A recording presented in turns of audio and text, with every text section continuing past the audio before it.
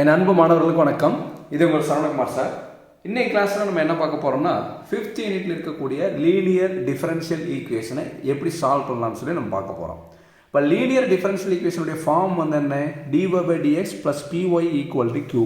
அப்போ கொடுத்தக்கூடிய கிவன் ப்ராப்ளத்தில் வந்து dy/dx இருக்கான்னு பார்க்கணும். அதுக்கு முன்னாடி ஏதாவது டேர்ம் இருக்கான்னு பார்க்கணும். முன்னாடி வந்து எந்த டேர்மும் இல்லைன்னா நம்ம டைரெக்டாக கிவன் எழுதி அந்த ஃபார்ம் எழுதி கம்பேர் பண்ணி PQ கண்டுபிடிச்சிட்டு இன்டகிரேட்டிங் ஃபேக்டர் அடுத்த மூணாவது ஸ்டெப்பில் வந்து பார்த்தீங்கன்னா சொல்யூஷன் கண்டுபிடிச்சிடலாம்.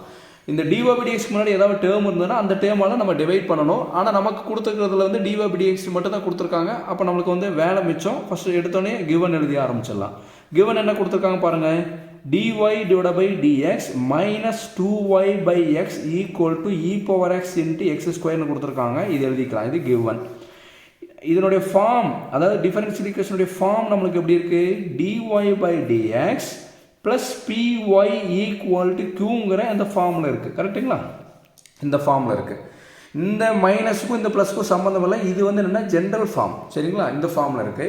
இப்போ இந்த ரெண்டு ஈக்குவேஷனையும் நம்ம கம்பேர் பண்ணி பார்க்குறோம். இங்கே dy/dx தான் இருக்குது, இங்கே dy/dx தான் இருக்குது. அதனால் விட்டுலாம். அடுத்து இங்கே என்ன ஒரே மாதிரி இருக்குன்னு பாருங்கள். இங்கே y இருக்குது, இங்கேயும் y இருக்குது. சரிங்களா? அப்போ y ரவுண்ட் பண்ணிட்டோம்.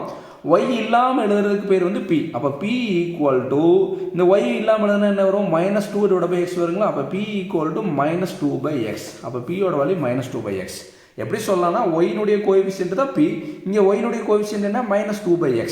தெரியலீங்கன்னா y வந்து மிஸ் பண்ணிட்டு எழுதுற மாதிரி ஞாபகம் வச்சுங்க. y மிஸ் பண்ணிட்டு எழுதுனீங்கன்னா அங்கே p. ரவுண்ட் பண்ணது எழுதக்கூடாதுன்னு ஞாபகம் வச்சுங்க. ஏதாவது ஒன்று ஈஸியாக வச்சுக்கலாம். இங்கே வந்து -2/x. இப்போ q என்னன்னா ரைட் ஹேண்ட் சைடு வேல்யூ RHSல என்ன இருக்கோ அதுதான் வந்து q. அப்போ q வந்து என்ன பாருங்க? qங்கிற ஃபங்க்ஷன் = e⁻x × x². இப்போ ஃபர்ஸ்ட் ஸ்டெப்பில் எப்பயுமே pqங்கிற ஃபங்க்ஷன் வந்து கண்டுபிடிக்கிறதா ஃபர்ஸ்ட் ஸ்டெப்பு. இப்போ செகண்ட் ஸ்டெப் பாருங்க. செகண்ட் ஸ்டெப்பில் நம்ம என்ன கண்டுபிடிக்க போகிறோம்? இன்டகிரேட்டிங் ஃபேக்டர் வந்து நம்ம கண்டுபிடிக்க போகிறோம். அப்போ IFன்னு எழுதியிருக்கு இன்டகிரேட்டிங் ஃபேக்டர் ஷார்ட் ஃபார்மு. அப்போ இன்டகிரேட்டிங் ஃபேக்டரோட ஃபார்மில் நம்மளுக்கு என்ன? e⁻∫pdx. பவரில் எழுதணும். e⁻∫pdx. இப்போ pக்கு பதில் டிக் பண்ணிக்கலாமா? அப்போ என்ன பண்ணுவோம்? e⁻∫pக்கு பதில் என்ன கொடுத்துருக்காங்க பாருங்கள். -2/x dx. இப்போ நம்ம இதுதான் இன்டகிரேட்டிங் ஃபேக்டர். அப்போ இன்டகிரேட்டிங் ஃபேக்டர் இதில் அதாவது இங்கே பாருங்கள், இங்கே இருக்கக்கூடிய -2வை நான் என்ன பண்ணுறேன்னா கான்ஸ்டண்ட்டை வெளியே எடுத்துகிட்டு போகிறேன். அப்போ வெளியே எடுத்துகிட்டு போகும்போது நம்மளுக்கு என்ன வரும்னு பாருங்கள். e⁻−2 வெளியே எடுத்துகிட்டு இன்டகிரல் 1/x × dxன்னு வரும். என்ன வரும்? 1/x × dxன்னு வரும். தெரியலன்னா ரிவர்ஸில் மல்டிபிள் பண்ணி பாருங்கள். -2 × 1 -2. அதை தான் இங்கே எழுதியிருக்கேன்.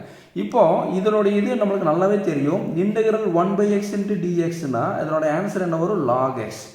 1/x இன்டகிரல் பண்ணால் நம்மளுக்கு என்ன வரும்? log x. இப்போ என்ன பண்ணலாம்னா இங்கே பாருங்கள், இங்கே இருக்கக்கூடிய இன்டகிரல் 1/x dxக்கு பதிலாக நம்ம என்ன கொடுக்கலாம்? log xன்னு கொடுக்கலாங்களா? அப்போ நம்மளுக்கு இங்கே என்ன எழுதுனா இன்டகிரேட்டிங் ஃபேக்டர் = இந்த -2க்கு நான் -2ன்னு எழுதிடுறேன். 1/x dxக்கு பதிலாக என்ன எழுதுறேன்? log xன்னு எழுதுறேன். இப்போது முன்னாடி லாகுக்கு முன்னாடி ஏதாவது நம்பர் வந்தால் நம்ம என்ன பண்ணுவோம்? இந்த நம்பரை வந்து இந்த எக்ஸோட பவரில் கொண்டு போவோம். e⁻log × x⁻−2ன்னு எழுதுவோம். இது என்ன எந்த ரிசல்ட் யூஸ் பண்ணி எழுதியிருக்கோம்னா n log m = log m⁻n இந்த ரிசல்ட்டை யூஸ் பண்ணி தான் நம்ம எழுதியிருக்கோம். சரிங்களா? இது என்னென்னா n இருக்க இடத்துல என்ன இருக்குது பாருங்கள்? -2 இருக்குது. log x இருக்க இடத்துல m இருக்குது. இப்படி இருந்தால் log m⁻n எழுதலாம். இந்த m⁻n தான் இது. இந்த எக்ஸுக்கு இந்த பவரில் இந்த இங்கே இருக்கக்கூடிய முன்னாடி கூடிய -2வை பவரில் கொடுத்தாச்சு. இப்போது ஈயும் லாகும் நம்மளுக்கு என்ன ஆகிடும்? கேன்சல் ஆகிடும்னு சொல்லி ஒரு ரிசல்ட்டில் படிச்சிருக்கோம். அப்போ என்ன வரும்? x⁻−2. இதுதான் இன்டகிரேட்டிங் ஃபேக்டர். இந்த மாதிரி x⁻−2 வந்தால் அதை வந்து டினாமினேட்டரில் கொண்டு போயிடலாம்.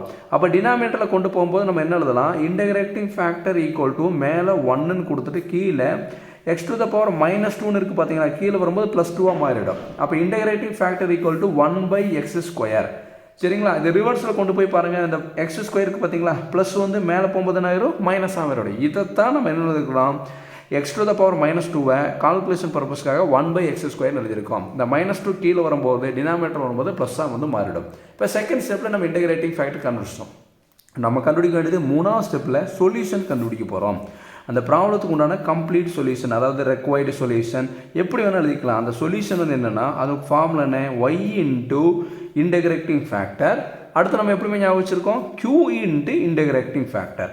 எப்படி எழுதணும்? y × integrating factor q into integrating factor. அடுத்து இங்கே இன்டர்வல் கொடுத்தா இங்கே என்ன கொடுக்கணும் dx ப்ளஸ் சி. ஏன் இங்கே எக்ஸ் கொடுக்குறோம்னா dx கொடுக்குறோம்னா q ஃபங்க்ஷன்ஸ் ஆஃப் எக்ஸ் அதனால் கொடுக்குறோம்.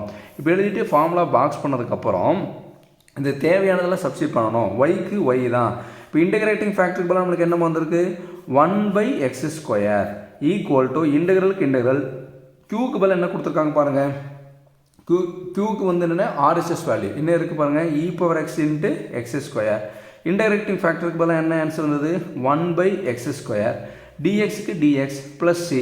இதில் பாருங்களேன் இங்கே இருக்குது நியூமரேட்டர்லையும் x² இருக்குது டினாமினேட்டரில் x² இருக்குது. அப்போ என்ன பண்ணிடலாம் கேன்சல் பண்ணிடலாம்.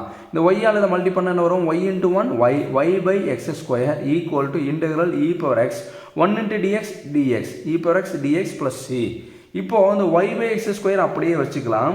இந்த e⁻x என்ன இன்டகிரேட் பண்ணாலுமே நம்மளுக்கு என்ன ஒரு e⁻x தான் வரும் ப்ளஸ் சி. இதுதான் கொடுத்தக்கூடிய கிவன் ப்ராப்ளத்துக்கு உண்டான ஆன்சர். e⁻x இன்டகிரேட் பண்ணால் e⁻x தான் டிவைடட் பை எக்ஸினுடைய கோஎஃபிஷியன்ட் என்ன 1 வரும். அப்போ e⁻x டிவைட் பை 1நாலும் e⁻x தான். புரியுதாமா? அப்போ e⁻x இன்டகிரேட் பண்ணாலும் e⁻x தான். இதுதான் கொடுத்தக்கூடிய கிவன் ப்ராப்ளத்துக்கு உண்டான ஆன்சர். Thank you students.